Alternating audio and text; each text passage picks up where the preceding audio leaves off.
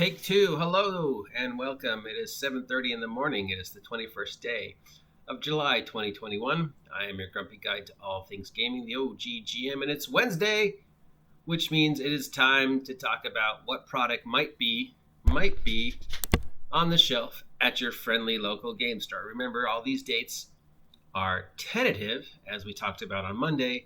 There is a huge backlog of shipping. There are boats and storage containers just stuck at the docks because they're just so behind because of COVID. So we could say these games are coming out this week at your friendly local game store. That's Cess Games and Anime here in Ventura. But take these dates as tentative.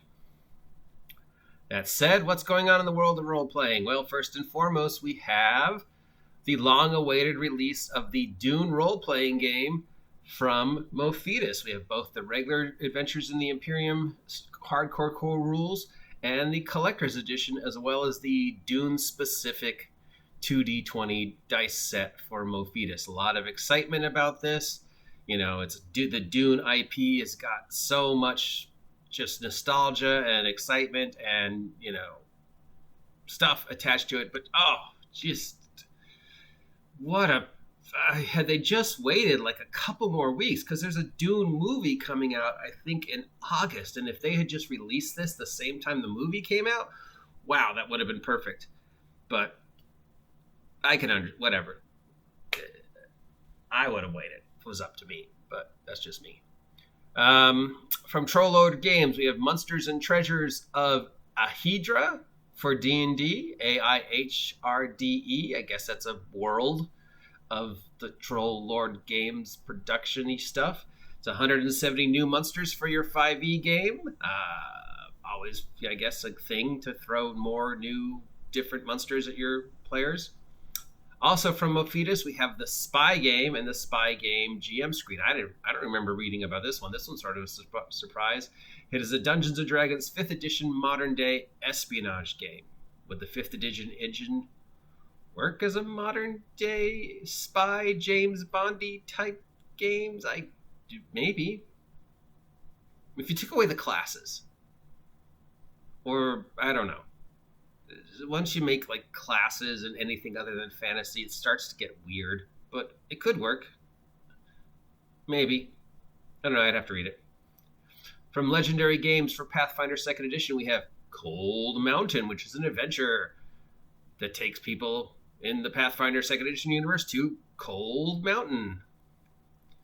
From Goodman Games, we have Glow Dice for Dungeons Crawl classes. 14 dice that glow in the dark and have a picture of a crazy female undead wizard on them. So, yeah, if you're interested in the bizarre dice that are part of the Dungeon Crawl Classic and want to have some dice that will glow in the dark, I don't know why you'd be playing in a room dark enough to get the dice to actually be visible enough, considering how hard it is to get those glow-in-the-dark toys to actually glow in the dark. But still, there's some coolness to it. It's also $40 for a set of dice.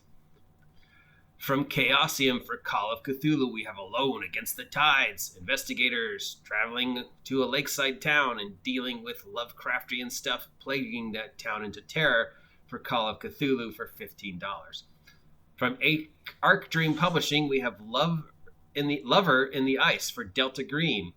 An apocalyptic ice storm cripples a town and there are monsters, and the Delta Green Force have to go deal with it. Yeah, always nice to see some Delta Green stuff. Screw that being scared of Cthulhu. Shoot him in the face with a rocket launcher. Yeah, Delta Green. From Mofetus Entertainment, we have Rangers of Shadow Deep, the creature card deck for Rangers of Shadow Deep. 76 poker-sized playing cards with 59 creatures on them. For a game called Rangers of Shadow Deep. Another game I'm completely unaware of. Wow, Mofetus, you've got a lot of stuff out there that I've never heard of, which is weird because I try and stay abreast of this stuff all along, but I guess I missed these. All right, so that is it for everything that is coming out this week. In the realm of, we do have the Call of Cthulhu Classic box set also coming out this week or soon. So this is a reprint of the classic 2nd edition of Call of Cthulhu with a lot of extra stuff.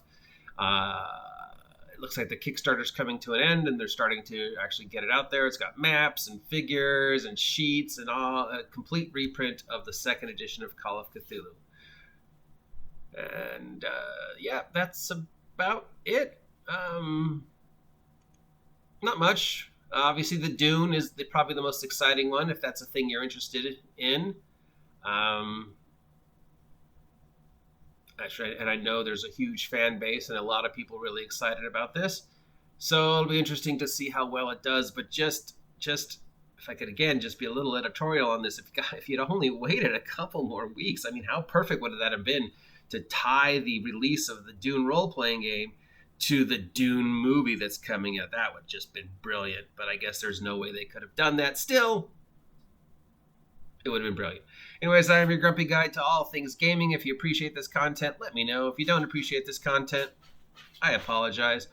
If you haven't subscribed yet, please subscribe. Help me hit 1,000 subs by the end of the decade. Sure, why not? Till then, stay warm, stay dry, stay informed, stay healthy, stay calm. Don't panic. Get off my lawn. I'll talk to you later.